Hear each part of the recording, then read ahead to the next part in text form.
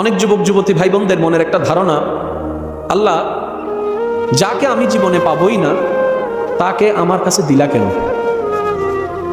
আল্লাহ যার সাথে আমার বিয়েই হবে না তার সাথে আমার পরিচয় করাই দিলাই কেন? সম্পর্ক করাই দিলাই কেন? আমি শ্রদ্ধার সাথে বলি, আচ্ছা বলে ফেলেছেন, ঠিক আছে, একবার ঠান্ডা মাথায় নিজের মনকে প্রশ্ন করেন তো, আল্লাহ দেখা করাই দিয়েছে নাকি আপনি করেছিলেন? আল্লাহ খারাপ কাজে উৎসাহ দেবে। আচ্ছা ইয়নন্দি মত, তুই মত খাইও, আল্লাহ না মত কিল্লা হাবাইও পাবো না। পানি হালাল মদ হারাম জানিয়ে দিয়েছেন কে? এবার আপনি যদি মদ খান আর আপনি যদি বলেন যে আল্লাহ তুমি আমাকে মদ কেন খাওয়াইছো, হবে না। কারণ এটা যে মদ, সে জ্ঞান আল্লাহ আপনাকে দান করে দিয়েছেন।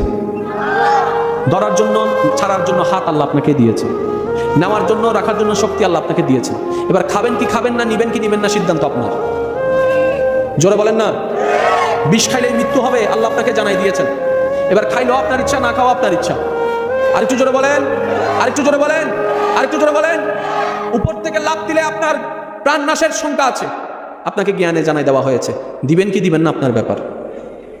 ঠিক তেমনি ভাবে বিবাহের আগে নিজে নিজে পছন্দ করা, এটা আমাদের এখতিয়ার। আল্লাহ কখনো বলে নাই পর পুরুষের সামনে যাও, পর নারীর সামনে যাও। বরং আল্লাহ কি বলেছেন?